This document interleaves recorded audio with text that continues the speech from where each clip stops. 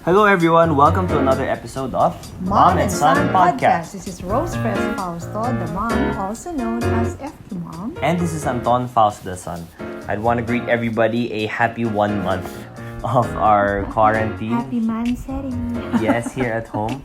Hope And everybody's also doing safe. Happy Easter. Oh yeah, Sunday was yeah. Easter Sunday. Belated happy Easter. Hope everybody's having sakto nga na it's about new beginnings because we are really forced to have a new beginning now. It wasn't anyone's choice, but then we are here now, so let's make the most out of it. Yep. So for today, what are we gonna talk about, Anton? So today we're gonna go back to finance naman. Okay. So last week we had a more, I would say, more religious topic, religious discussion. Today we're gonna go back to finance, and that's something. One of the reasons why I want to go back, I want for our podcast, we'll go back to finance, is just like how it's been a month already, we've been in this quarantine, let us continue our lives, let us, go back to our everyday lives, but then hopefully we do it in an improved way, learn a thing or two with this lockdown, with this quarantine, and improve. And one of those things is learning new topics, learning new things. So let us go to our topic on sunk cost fallacy. Sunk cost fallacy. What is this? This is our tendency to continue a behavior, an endeavor, sometimes even relationship as a result of previously invested resources. Meaning to say, you are not anymore just looking at kunyari investment ito, hindi lang yung return yung tinitignan mo. You are overly giving a lot of weight on the resources that you've already invested.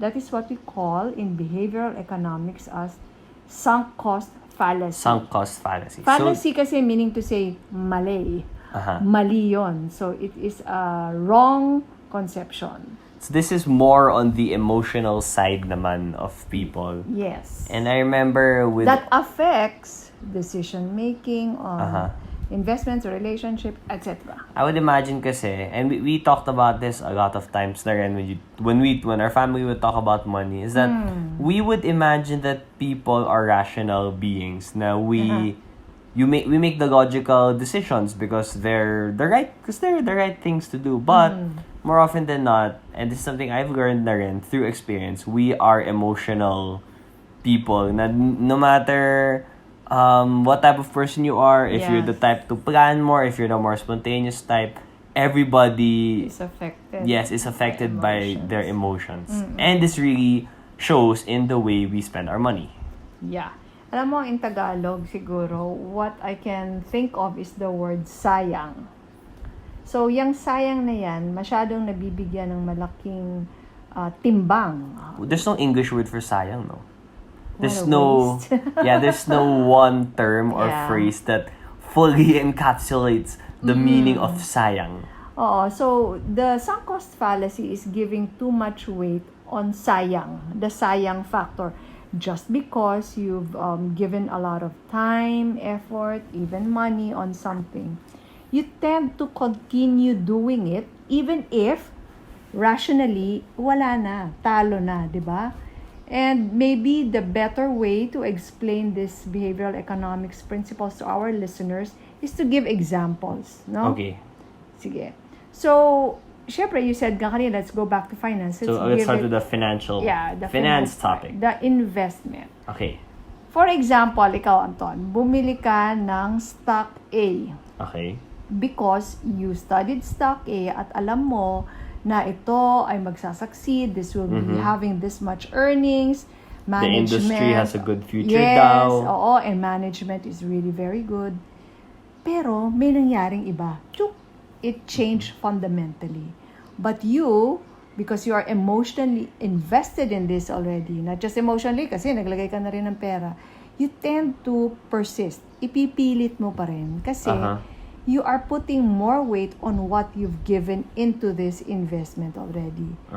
So, in fact, this is what we call as, maglalagay ka pa, sasabi pa, average down. Nag-iba na yung storya ng company. So, this is what we call as throwing good money in bad.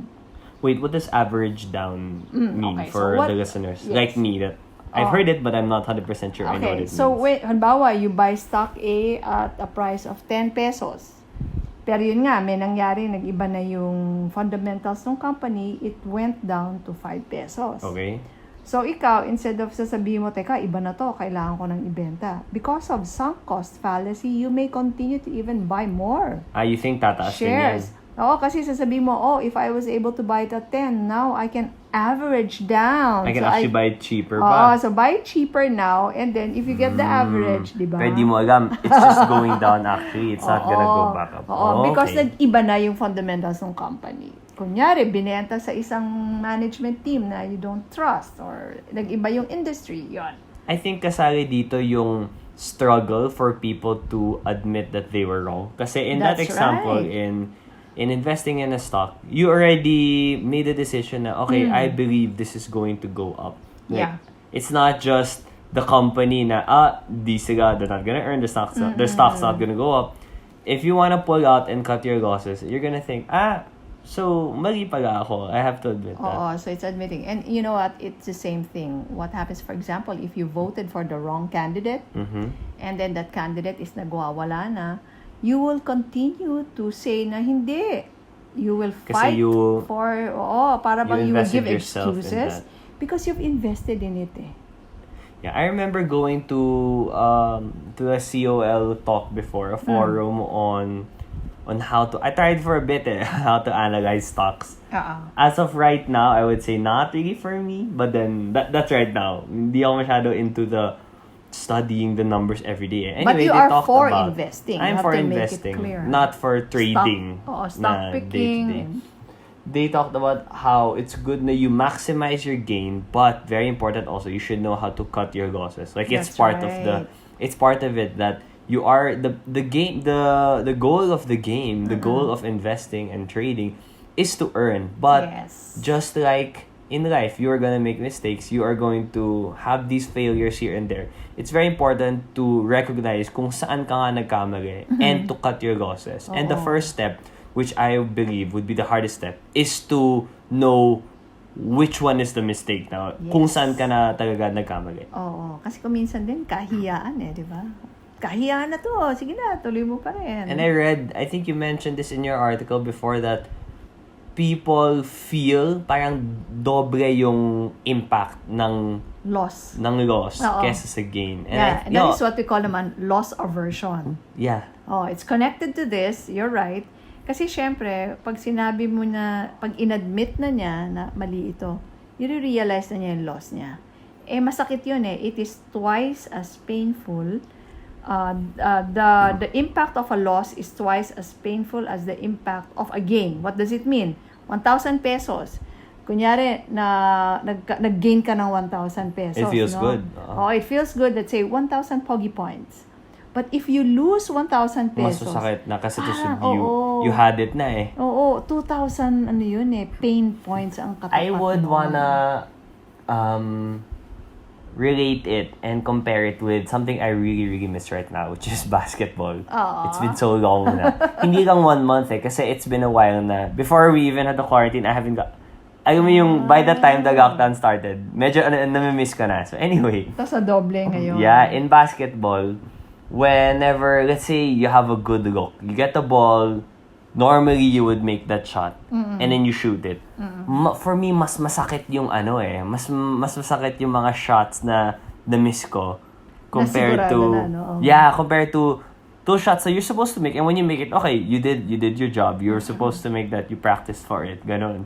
Compared to mas intense yung I missed the shot. Yung impact niya sa akin compared to yung making that shot. And it reminds me of this.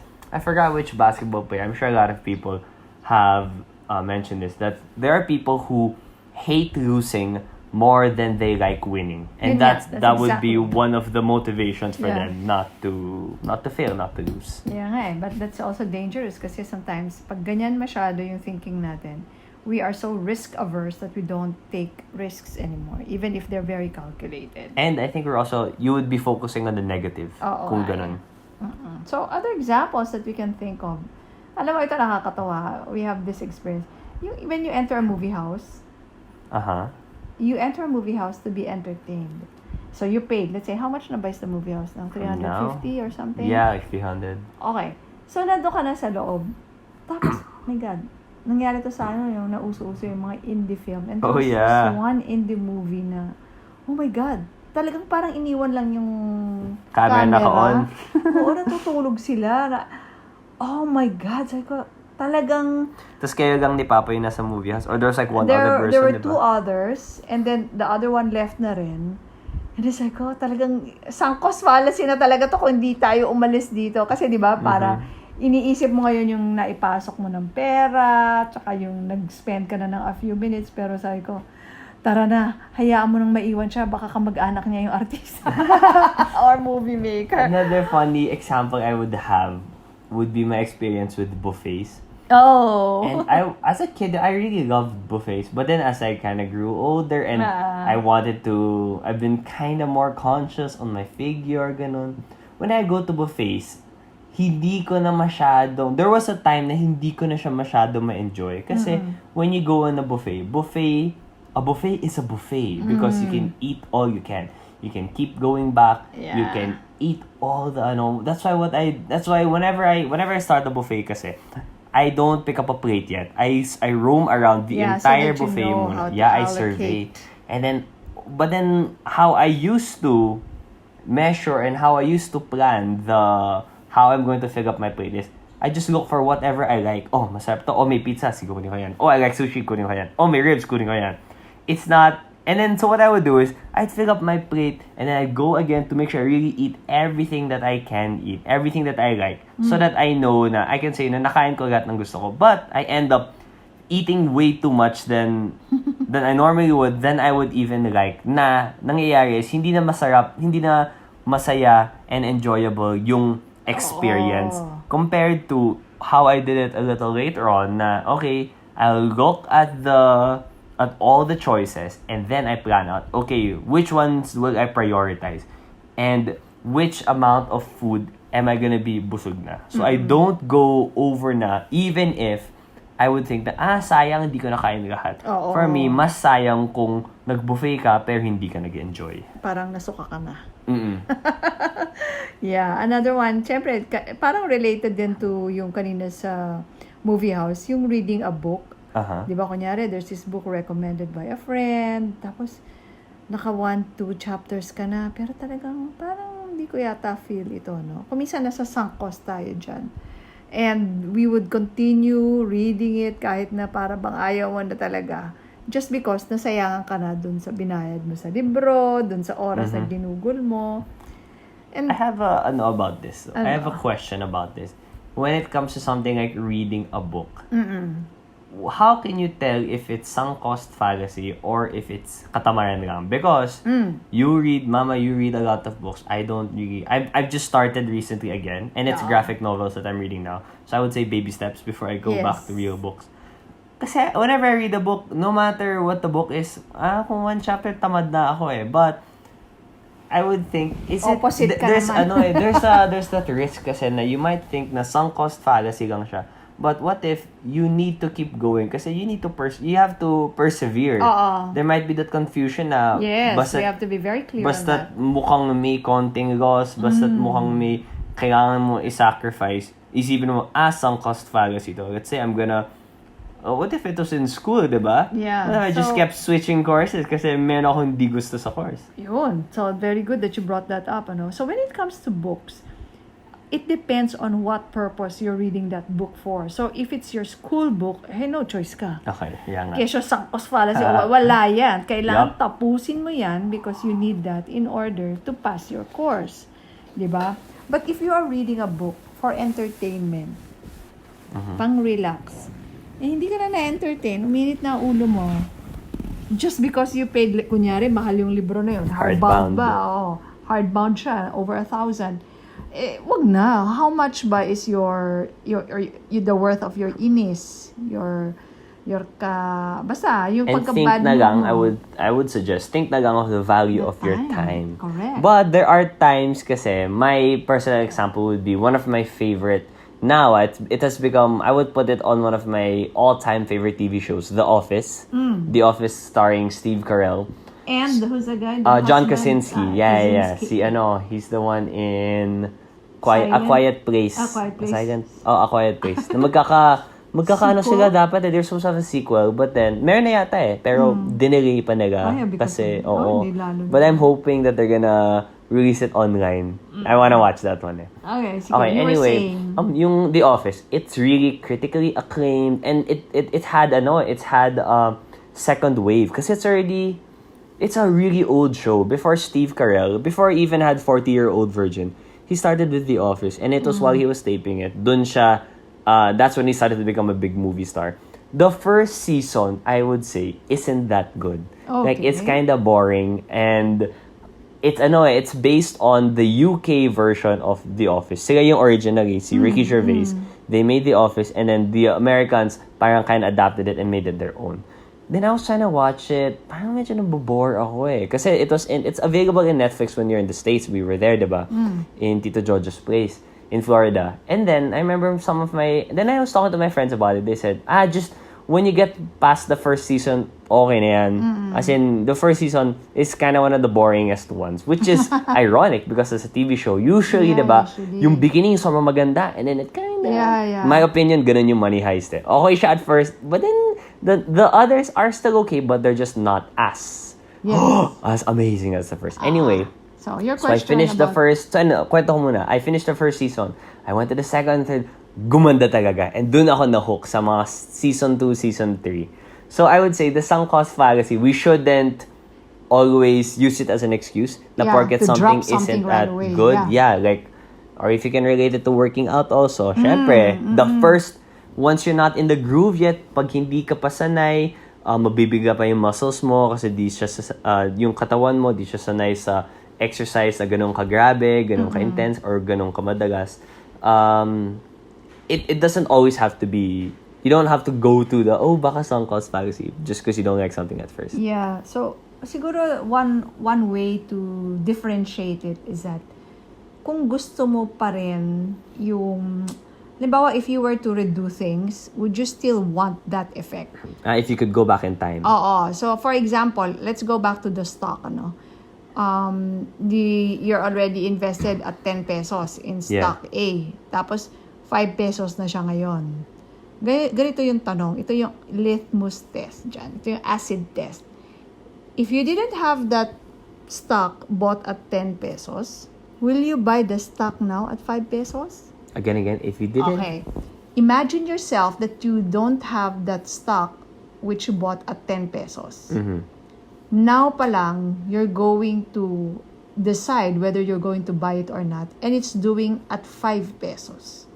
So, if you think that you would still want to buy that stock at the price of 5 pesos, then go That would be one of the tests to see. So, what it tries to do is, it tries to put the proper weight or tanggalin mo na sa decision-making mo yung resources na naipasok mo. Nagawa mo kasi sunk na yun wala ka nang magagawa doon. Hindi mo na yung may re-retrieve.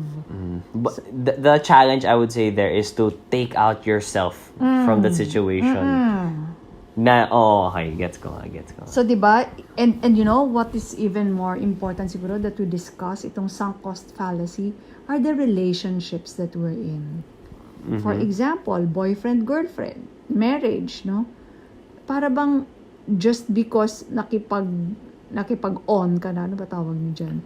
Or I think the fact that you spend so much time na kasi for 5 years Pero girl, is this guy really gonna marry you? Diba? Parang ganon. So, ang iisipin mo ngayon, kung wala yung 5 years, papasukin mo pa ba yung relationship na yan? Ganon. Okay. So, that makes, parang that's a clearer picture for me compared to the stock. Kasi yung stock, let's say, pwede naman tumaas pa rin hindi. Yun yung point ko sa'yo Huwag mong isipin yung pinanggalingan. Don't think about the 10 pesos. Think of where it is at the moment. Think of the 5 pesos and will it really go up? Is it a good company? Is this really a company that you'd like to be a shareholder of? Yung ganong time. Okay. So that's how it works. So, di ba, sometimes nakikita mo yan sa mga courses. Yung mga, I don't know, maybe you have friends who had to take up medicine or law just because they belong to such and such Yeah, families. yeah, okay. Diba? And then, parang after so many years, itutuloy na lang nila just because nakapagpasok na sila na so many years. I into know it. that story is a very common story, but personally, I don't have any friends who did that? Yeah, Kasi the mas ones mababait in na parents ngayon masyado the ones in the medical field, my friends now who are med students, They really like it. hindi naman they really like it. Parang they're okay. They're okay with the decision. Wala akong nakikitang parang this is just because my parents want. There are Kasi some nga, na mabait it's na namin. there's some na it's a factor, but parang that sort of adds to why they want. Parang okay, I'm gonna do this. And there's nothing wrong with that. Yeah. Na they want to do it because their parents also want them to do it. As long as hindi naman sila na-force. I Ako would say meron that's ako important. kasing story, But actually, he's not my personal friend. Friend of a friend. So, he had to take up medicine. Kasi yun talagang pinipilit ng parents. Matalino rin siya. So, was able to survive it. But, when he got daw his diploma, ayan, ginanon lang daw niya sa parents niya. And Wait, he what does never that mean? practiced. What does it mean? Ito Binigay na ka? yung, nyo. Does he did something else? Yeah. What's Diba he doing how sad? now? I don't know na eh. Basta yun yung kwento. Still studying. Na para bang nakakalungkot pag minsan, nasobrahan na siya ng sunk cost. But then, I think he ended up not practicing. Okay. So, Sayang the time though. And the money. So, for both the parents and the child. So, anyway, so what we should do here is to really balance. No? We should not overdo using sunk cost fallacy as an excuse for being very flaky about things. Yan ang problema ngayon, di ba? Yung parang, wala na, I don't feel the passion anymore. Yeah. Hello. It's good to be aware of this, but then we don't. Yeah, we have to know that the balance. There's supposed to be a balance, syempre. There's supposed to be a balance with this idea, this concept. Yeah, so there is such a thing as sunk cost fallacy versus perseverance and tenacity. Tenacity. Oh, that's nice. It rhymes eh. Sunk cost fallacy versus tenacity. Yun yung sinasabi ko kanina. Yeah, so when you're, para bang if you feel like you're there and you don't know, tanungin mo na yung sarili mo, why am I doing this again? Diba? What is it for? So, if your reason is that, sayang naman kasi, I put in so much time and money, etc., etc. That shouldn't be the main. That should not. You should not overweigh that part. Yun. Okay, so I hope that you guys are making the most for those who can, diba, make the most out of your time. And that doesn't 100% necessarily mean doing things that you would be doing before this quarantine. You have to be super productive with everything. Use your time meaningfully, mindfully, diba? For those people na they have work from home, but fortunate enough to have work from home, that is work from home. That's not your life. That's just because you can work at home doesn't mean that is your whole life na at home during this quarantine. So there you go. I hope you learned something and you'll be able to apply it. Remember, the sunk cost is already sunk. It is not retrievable anymore. What's important is for you to really look forward and really think about it. Is it still worth putting in more, investing more of your time, effort? And it's not just a financial in term. everything. In everything that we in your do. life. Kasi yung time nga, yun ang pinaka-important resource din. Okay. Alright, so thank you guys again for listening to this episode of Mom and Son Podcast. This has been Rose Fres Fausto, the mom, also known as FQ Mom. And Anton Fausto the son. Bye guys! Bye! The Mom and Son Podcast airs every Tuesday, 7 a.m. and can be streamed on Spotify, Apple iTunes, Google Podcasts, Buzzsprout.com, and YouTube. Just search Mom and Son Podcast for your weekly dose of family, finance, passions, and everything in between. Leave a comment so other listeners may find this podcast. If you have any questions or suggested topics, email us at antonfausto@gmail.com.